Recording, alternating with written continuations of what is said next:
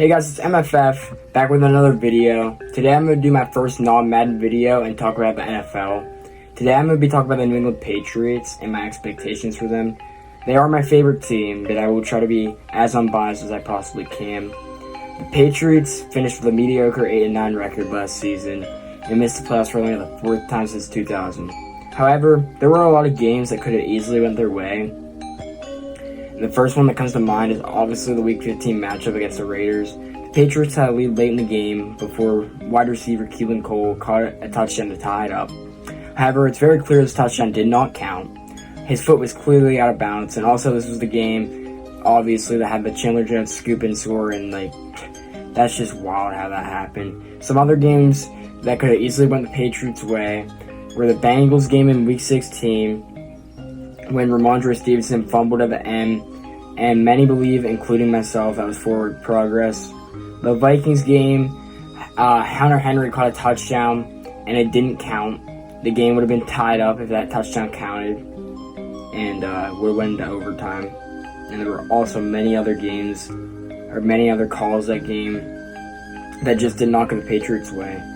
My point of bringing up all this is, if the Patriots win those 3 games, which they easily could have, they could have been an 11-6 football team and cruising to a number 5 seed in the conference. Obviously, though, it's the NFL and stuff like that happens all the time. However, they also were able to come away with 8 wins with 0 offensive production. Longtime Patriots offensive coordinator Josh McDaniels was hired after the 2021 NFL season to be the new coach of the Las Vegas Raiders. McDaniels was a crucial factor in Mac Jones' success as a rookie. But again, it's the NFL, and coordinators are hired all the time to go be head coaches. Something that doesn't happen all the time, though, is the offensive coordinator being replaced by a defensive coach in Matt Patricia and a special teams coach in Joe Judge. The Patriots' offense was terrible,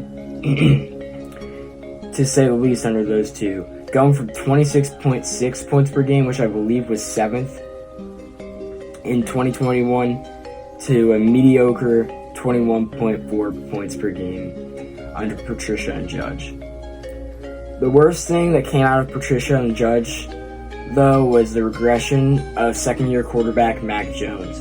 In 2021, under McDaniels, Mac Jones threw just a little bit over 3,800 yards and a respectable 22-13 touchdown to interception ratio. He also had a QBR of 56.9, which was 16th in the league, and in 2022, those numbers fell off a cliff. Mac Jones only had roughly 3,000 passing yards and a much worse touchdown to interception ratio of 14-11, and had a much worse QBR of 36.1, which ranked 28th. The Patriots, because of all of this, went out and got Bill O'Brien, who's one of the most sought-after offensive coordinators this offseason across the league. O'Brien was formerly the Texans head coach and constantly had a top offense in the league with him running their show. He also was the Patriots offensive coordinator in 2011. The Patriots had a stellar 6,848 total yards under him. I think the O'Brien hire is flying under the radar as one of the top moves in the entire offseason across the league. The Patriots also went out and got some weapons to improve this offense even more. They lost Jacoby Myers, who in my opinion was a really good receiver, fringe top 30 guy. But they replaced him with a more versatile option and, in my opinion, a slightly better wide receiver in Juju Smith-Schuster. They also went out and got Mike Gesicki, who's a dynamic red zone threat and will help their red zone offense a ton. He also is just a really solid pass catcher to pair up with Hunter Henry at the tight end spot. Now, I'm making this video before any D-Hop news of him signing anywhere. However, there's a lot of speculation that he might become a Patriot, and this will be game-changing for them.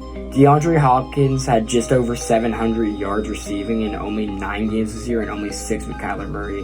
The other 3 games were with literally Trace McSorley and David Blau at quarterback. They're not very good quarterbacks. There is a narrative that D-Hop is washed, but anyone who says that, they just don't watch football. It's pretty obvious that he's not washed and still is a fringe top 10 guy in my opinion.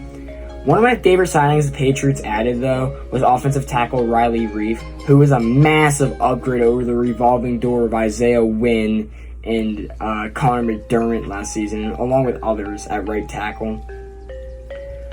Anyway, that's enough with offense. Moving on to the defensive side of the ball. It was already a top unit last season, but it improved even more.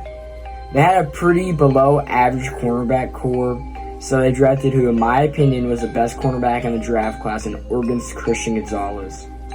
They also drafted Keon White in the second round and Marte Malpe in the third round. Both of these guys could be day one contributors.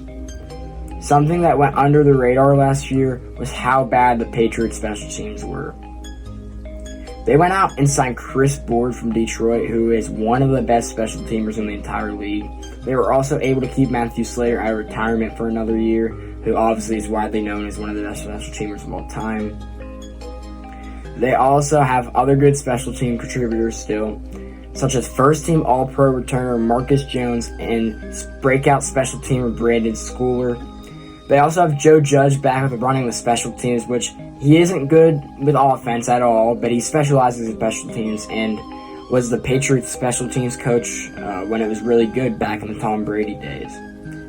They also drafted kicker Chad Ryland, who has an absolute boot of a leg out of Maryland in the fourth round, to replace Nick Folk, who has a very run-down leg and isn't that great anymore, as sad as it is. The Patriots also had a punting problem with Michael Pilardi and Jake Bailey last year, so they went out and drafted a punter and Bryce Behringer out of MSU. They did bring in Carlos Waitman, but I definitely don't think he makes it over Bryce Behringer, who is widely considered one of the best punters from college football last year.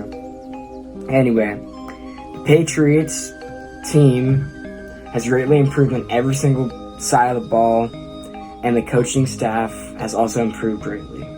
Don't be surprised if they make the playoffs in 2023. Even though they are in a tough division and a tough conference as a whole, this team is not getting the respect that it deserves, and I think they're a lot better than people give them credit for. If you guys did enjoy a video like this, please let me know in the comments below. I enjoyed making it. And let me know on anything I can improve on in these type of videos, because they are different. They're not like Madden. But yeah, make sure to like, comment, and subscribe. And I'll see you guys in the next one. Peace.